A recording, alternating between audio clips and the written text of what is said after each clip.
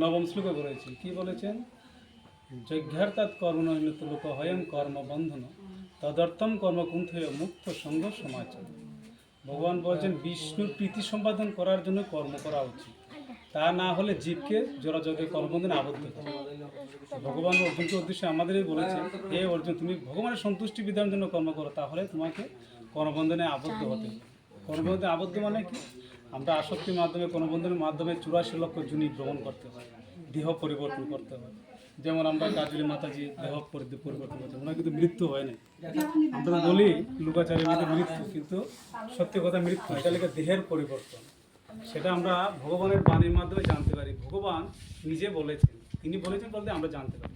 তিনি বলেছেন ভগবদ্গীতার 2য় অধ্যায় সাংখ্যযোগে 13 নম্বর শ্লোকে বলেছেন, কি বলছেন? দেহিনী অস্মি যথা দেহে কৌমারং যৌবনং জরা তথা দেহান্তর প্রাপ্তি ধীরস্তত্র নময়। দেহি মানে আত্মা। দেহ যেমন কুমার যৌবন জরার মাধ্যমে দেহের রূপ পরিবর্তন করে চলে, তেমনি দেহি মানে আত্মা এক দেহ থেকে আর দেহ দেহান্তরকে আমরা দেহান্তর বলি, কিন্তু মৃত্যু না।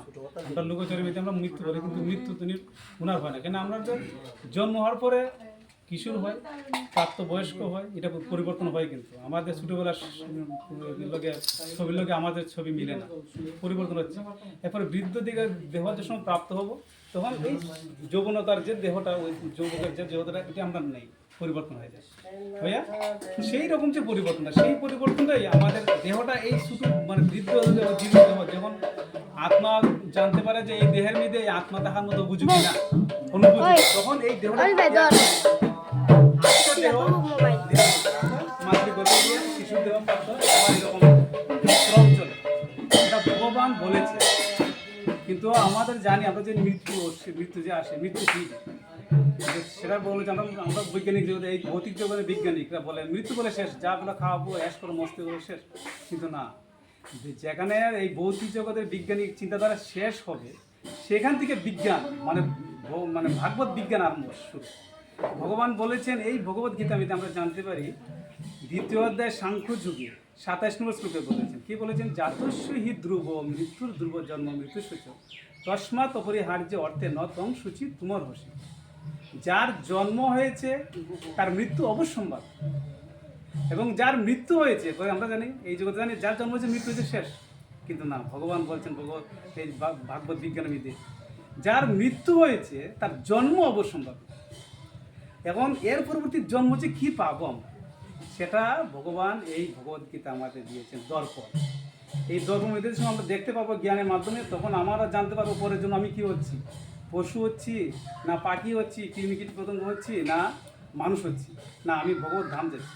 তার জন্য ভগবান এই ভগবদ্গীতা দিয়েছেন। আমরা ভগবানের অংশ, আমরা হলো অমৃতের সন্তান। আমরা যে এসু সন্তান কীভাবে জানলাম? আমরা তো জানি এই জগতে আমার নাম শ্রীরাম দাস। শ্রীরাম দাস বাস, আমি আমার পরিচয় কি, আমার কাঞ্চপুর বাড়ি আছে, 10দা বাড়ি আছে, বাস এখানে আসদাও পরিবার শেষ দোকানদারি করে, কিন্তু এটা পরিচয় সম্পূর্ণ নয়। আসল পরিচয় কি? আমাদের আসল পরিচয়টা আমরা জানতে হলে ভগবান কাছে জানতে হবে। ভগবান আমাদের আসল পরিচয় প্রদান করছেন। তিনি বলছেন আমরা কোথায় থেকে এসেছি, কীভাবে এসেছি, কীভাবে আছি। কিন্তু ভগবান ভগবদ্গীতা বলেছেন ন তেভং জাতনাশ ন তং নিবেদনাদি বা ন চৈব নববিশ্বাম সর্বভয় মধ্যহ পর। এমন কোনো সময় ছিল না সৃষ্টির থেকে, কোটি কোটি বছর আগে সৃষ্টি হয়েছে। ভগবান এই কথাই বলছে, এমন কোনো সময় ছিল না আমি তুমি এবং এই সমস্ত রাজারা বা মানুষরা ছিল না, এবং ভবিষ্যতেও আমাদের অস্তিত্ব কখনো বিনষ্ট হবে না। আমাদের অস্তিত্ব বিনষ্ট হয়েছে, তাহলে উনি যেন কাজলি মাতাজি দেহত্যাগ করছেন, ইনি বিনষ্ট হতে অসম্ভব। দেহের বিনাশ হতে পারে, দেহের তো এই পঞ্চতত্ত্ব মধ্যে বিলিয়ে গেছে। এই দাহ হয়েছে, আমরাও দাহ হবে। তার পঞ্চতত্ত্ব ভূমি অগ্নি জল বায়ু আকাশ এই দেহের মধ্যে আছে। এই ভূমিটার মধ্যে মিশে গেছে, আগুন আছে, আগুন দিয়ে পুড়িয়ে দিছে, তারপরে ছাই দিয়ে ছাইটা মাটির লগে মিশে যেতেছে, আর বায়ু শুকাই যেতেছে, হ্যাঁ, আর জল তো সবের শরীরের মধ্যে আছে। সেই দেহটা আমরা গঠন পেয়েছি, সেই তত্ত্বটা যে তত্ত্ব থেকে আমরা দেহ পেয়েছি, সেই তত্ত্ব আমরা মিলিয়ে দিয়েছি। কিন্তু আমাদের মৃত্যু না, আমরা কেন এই জগতের, আমরা মানুষ না, আমরা এই জগতের অংশ না, আমরা চিৎ জগতের। কেমনি চিৎ জগৎ? ভগবান বলছেন আমরা কোথায় থেকে এসেছি, আমরা যে অমৃতের সন্তান, ভগবান অমৃত, ওনার সন্তান। কীভাবে? ভগবদ্গীতায় হরে কৃষ্ণ, ভগবানের ইচ্ছা যাই যেভাবে চলে। তো ভগবান আমাদের পরিচয় দিচ্ছেন, আমাদের সেই জগতে যেন একজন ধনী বৃত্তশালী গরিব এইসব কিন্তু পরিচয় আমরা আসল পরিচয় না। আজকে আমার বাড়ি গাড়ি আছে বা ওনার মাস্টার আছে মরলে পরে সেটার লগে থাকবে না। আমরা আসল পরিচয়টা কি, পরিচয় ভগবান এখন বলছেন। ভগবান কোথায় বলেছেন? এই ভগবদ গীতায়।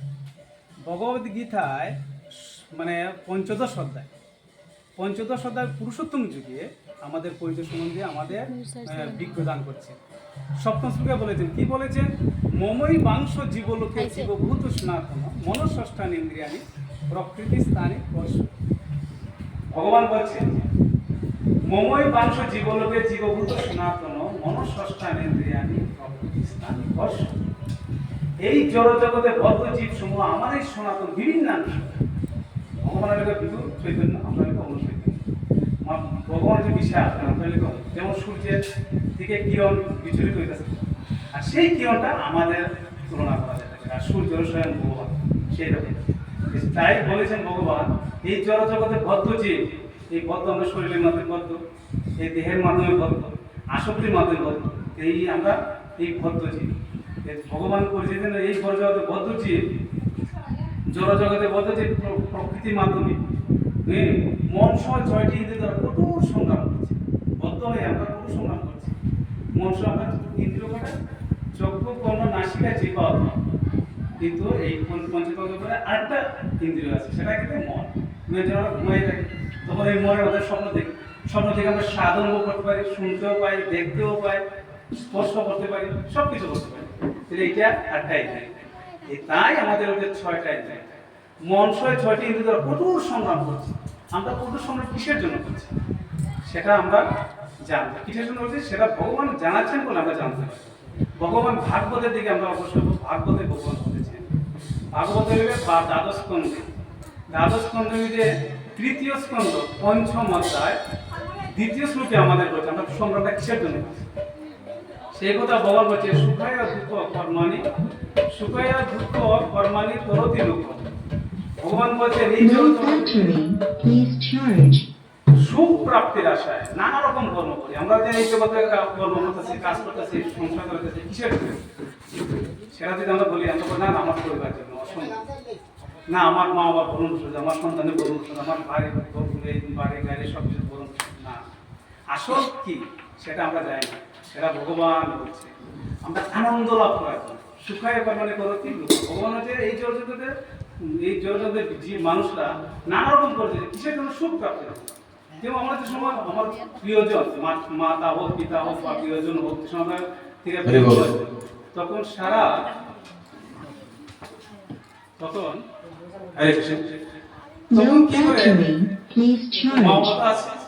রাত্রে আমরা যে সময় ক্লান্ত হয়ে যাই, মা বাবা কিন্তু আমরা খুব দুঃখিত হয়েছি, আমার প্রিয়জন, আমার পরিবারের জন কিন্তু দুঃখিত হয়েছে। তখন যে সময় আমাদের ক্লান্ত হয়ে এসে ঘুম আসে পথে, তখন ওইদিকে মা বাবা শুয়ে আছে বা প্রিয়জন শুয়ে আছে, তখন আমরা ঘুমাইতে যাই আনন্দ হবে। এদিকে সন্তান গেছে, মা মারা গেছে, সন্তানের দুধ খাচ্ছে, কিন্তু হ্যাঁ মা মরছে দিতে পারবে, আমার দুধ খাওয়া দুধ খাচ্ছে, আনন্দ হবে। সেই রকম আমরা আনন্দ লেগে দুধ কর্ম করছি। সেই কথা আবার ভাগবতে বলেছেন, 7ম স্কন্ধ 7ম অধ্যায় 42 নম্বর শ্লোকে আমাদের আবার অবগত করেছে। কি বলেছেন? সুখায় দুঃখের সংকল্প ইহ কর্মী। ভগবান বলছেন, এই ভাগবত ভগবান বলছেন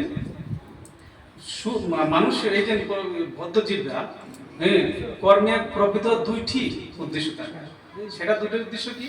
একটা হলো সুখ প্রাপ্ত, এই সুখী হওয়া, আর একটা দুঃখ থেকে নিবৃত্ত, দুঃখ থেকে আমরা মুক্তি হতে। তাই তার জন্য আমরা কর্ম করতেছি।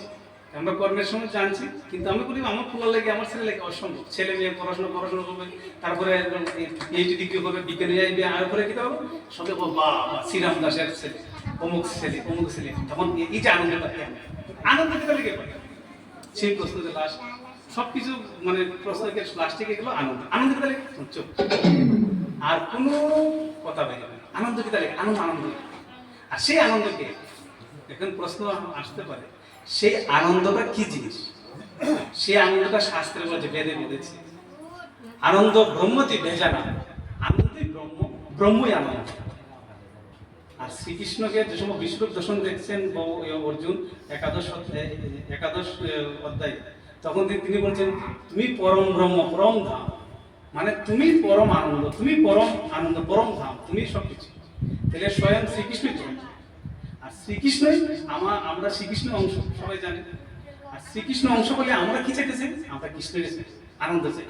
এই যে নাস্তিক আস্তিক বলতে কোনো কিছু নেই, সব নাস্তিক ও আস্তিক হোক যারা মহাপাপী হোক তারাও চাইতে চায় এই টাকা পয়সা লুটপাট করে আমি আনন্দ পেতাম। আনন্দ মানে কৃষ্ণকে আমি চাই, কিন্তু তারা ঘুরিয়া সেটা ভগবানকে পাইতে চায়। কিন্তু ভগবান বলছে না, সহজভাবে পাইতে গেলে তুমি আমার সান্নিধ্য। এই যে কর্ম আমরা করছি, এই যে আমি একটা প্রথম শ্লোকে যজ্ঞার্থাৎ কর্মনিমিত্ত কর্মবয়ং কর্মবন্ধন তদর্থম কর্মকুন্তে মুক্ত সংঘর্ষ সমাচ্ছ। বিষ্ণু প্রীতি সম্পাদন করার জন্য কর্ম করা উচিত, তা না হলে জীবকে জড় জগতের কর্মবন্ধনে আবদ্ধ করে। আমরা জীবকে এই যে আজকে কাজলি মাতার জন্য প্রীতি উদ্দেশ্যে লেগে আছে বৈষ্ণব সেবা অখিল প্রভু করছে। আর সেই অখিল প্রভু করার পরে ইনি অবশ্যই মুক্তি পাবেন। কেননা এই ভগবত ভক্তি এত গুরুত্বপূর্ণ, এত দিব্যবাণী, এত কার্যকরী। সেই ভগবত ভাগবত ভক্তি অনুসরণ করে দ্বন্দ্বকারী পিছাস মানে প্রয়োজনী প্রাপ্ত, সে তার উদ্দেশ্যে তার গোবর্ণ এই ভাগবত আপনার স্বাধীন শ্রবণ করে। আর সেই শ্রবণ করে সে পিছার জনির থেকে সে মানে বোধ করে পিছার জনির থেকে মুক্ত হয়ে সে ভগবত ধাম চলে গেছে। তাহলে শরীর নেই, কিন্তু শরীর সারা সে অশরীরই আত্মা হয়ে সে শূন্য, যদি এ যদি এই মঙ্গল ভগবত ধাম পাইতে পারে। আর আমরা তো সশরীরে আছি না থাকলেও মনে করি আমার বলা। কিন্তু এখন কথা হইতে পারে আমরা যে এই জগতে খালি সংসার নিয়ে যদি করি আমাদের নিজের মঙ্গল লাগে কিছু করতেছি অবশ্যই না। কিন্তু এটা চিন্তা করে দেখলে আমরা এরকম ভাবে প্রাণ দিয়ে ভগবানের ভালোবাসা, আর ভগবানের ভালোবাসাটাই হচ্ছে ভগবত। আর ভগবত হচ্ছে কর্মটি। আমরা এই জগতে এত কর্ম করি সুখ প্রাপ্তি আসা, ওই যে আমি বললাম সুখ প্রাপ্তি আসা, সবাই সুখ প্রাপ্তি লেগে কর্ম করতেছে। কিন্তু আমরা প্রকৃতভাবে চিন্তা করে দেখি আমরা কেউ সুখী? টাটা বিরল দিকে দৈরে আমদানি বাহিনী যত সব আছে একদম এই মানে ট্রেনের যে লেবার আছে তারা বন্ধ করে দেখি একজনে কি সুখী বলতে পারবে? কোনো সময় কেন? এটা প্রশ্ন আসে, আমরা কেন সুখী হতে পারছি?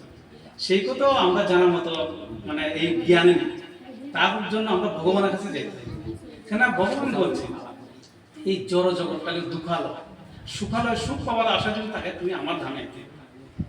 আর দুঃখ যদি পাইতে হবে এই জগৎ আমরা শরীর নিয়ে আছি, দুঃখ কষ্টে যারা কষ্টে আমরা ভোগ করতেছি, কিন্তু সেইটা কিন্তু সেটা থেকে মুক্তি পাইতাম চাইতো। আমরা তো এই দুঃখ থেকে আমরা আনন্দ পেতাম। হ্যাঁ, আমরা যদি বস্ত্র লাগে আমরা বস্ত্র লয়ে যাই, বাসন যদি রান্না করে লাগে বাসন লাগে বাসন লয়ে যাই, ওষুধ রোগে যদি আক্রান্ত হয় তাহলে আমরা করে ওষুধ লয়ে যাই, ওষুধ আনি। যদি আমরা আনন্দের আলোচনা চাইতাম তাহলে কোথায় যাবে? ভগবান বলছে তুমি আমার কাছে এত সব গ্রন্থ দিছি, এই যে ভাগবত দিছি, ভগবত গীতা দিয়েছি, চৈতন্য চরিতামৃত দিয়ে আমার 18টি পুরাণ দিয়েছি, উপরে 108টা পুরাণ দিয়েছি, এইসব নিয়ে তুমি আসো। সেটা বলে আনন্দের আসছে, সেখানে আমরা আনন্দ পেতে। এখন আমরা যাই না গেলে কেন আমরা দুঃখ পাই? দুঃখটা ভগবান বলছে কি বলছে? এই ভগবত গীতায় 4র্থ অধ্যায় জ্ঞান যুগে আমাদের জ্ঞান প্রদান করছে। কেন আমরা দুঃখ পাচ্ছি? কেন আমরা আনন্দ পাচ্ছি? সেই কথা ভগবান বলছে, কি বলছেন? অজ্ঞশ্চ অশ্রদ্ধনশ্চ সংশয় আত্মা বিনশ্যতি নায়ং লোকহস্তি ন পরম ন সুখম সংশয়। এই যে 4র্থ অধ্যায় জ্ঞান যুগে 40 নম্বর শ্লোকে আমাদের অবগত করে দিচ্ছেন যে তুমি কেন দুঃখ পাচ্ছ, কেন সুখী হতে পারছো না। তার কারণ হচ্ছে শাস্ত্র মানে অজ্ঞ ও শ্রদ্ধাহীন ব্যক্তি কখনো ভগবত ভক্তি পাবে না। আমরা অজ্ঞ থেকে প্রজ্ঞ হইতে হলে বৈষ্ণবের শরণাপন্ন হতে, সাধু বৈষ্ণবের সাধু যে ভগবত গীতা জানতে পারে, যে জ্ঞানী তারা কাছে শরণাপন্ন এবং মাস্টাররা যেতে হবে, তারা কাছে গেলে আমি প্রজ্ঞ হতে পারি। আনালে আমি প্রজ্ঞ, অজ্ঞান মানে মায়া, আমার দুঃখে জড়িত। তাই ভগবান হচ্ছে অজ্ঞ শ্রদ্ধাহীন। শ্রদ্ধা থাকলে তো অবশ্যই আমরা সাধু বৈষ্ণবের কাছে যাবো, এবং সাধু বৈষ্ণবের মাধ্যমে আমরা জানতে পারবো। তখন সে আমরা যে অভাব অনটন পূরণ করতে পারি, সেটা টাকা পয়সার দ্বন্দ্ব দিয়ে না, সেটা জ্ঞানের মাধ্যমে, ভগবত ভক্তির মাধ্যমে। তাই আমরা সাধু সঙ্গে যেতে হয়। তাই ভগবান চৈতন্য চরিতামৃতে বলেছে সাধু সঙ্গ সর্বশাস্ত্রে হয়, লবমাত্র সাধু সঙ্গ সর্বসিদ্ধি হয়। এই সাধু সঙ্গের মাধ্যমে সর্বসিদ্ধি লাভ। সর্বসিদ্ধি কি? আমরা আনন্দকে লাভ করতে ভগবত ধাম যেতে পারি, এই দুঃখালয় যে দুঃখালয়তে মুক্তি হতে পারে। তাই আমাদের শাস্ত্রের সান্নিধ্যে যেতে হবে। সান্নিধ্যের মধ্যে গেলে পরে আমাদের আত্মতত্ত্ব, দেহতত্ত্ব সব জানতে হবে।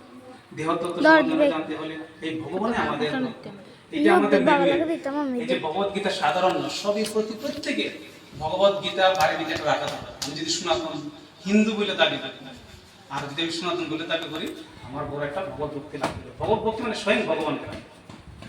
আর জীবনে যদি কিছু পাইতে চাই বা উদ্দেশ্য থাকে যে আমি কিছু আনন্দ পাইতাম চাই, জীবনে সার্থকতা পাইতাম চাই, তাহলে আমরা ভগবত গীতা অধ্যয়ন করতে হবে। সেটা ছোট্ট একটা গল্পের মাধ্যমে আমি বলি। এক পিএইচডি ডিগ্রি করে মানে জ্ঞানী পণ্ডিত বাইরেতে অনেক আগে সে তো তার গ্রামে আসবে, তখন সে মাঝি লাগে নৌকার মাধ্যমে গঙ্গা নদী পার করে।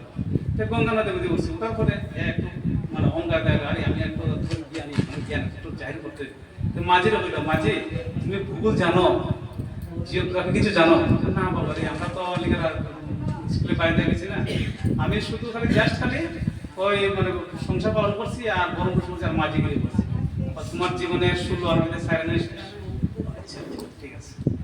তারপরে কত করে সন্তোষ আরো ইয়ে করতেছে, হ্যাঁ জীবনটা মানে কত আমার দেখাইতেছে, কত এত পড়াশোনা করছে, কত পিএইচডি বিজ্ঞানী। তখন বলছে, মাঝি তুমি ইতিহাস জানো? ইতিহাস? ও বাবা ইতিহাস কি? দেখো ভারতবর্ষের যে ইতিহাস সবকিছু হিস্ট্রি এটা জানতে লাগে, তো না জানলে তো কি জানবা, কি মানবা, কি বুঝবা?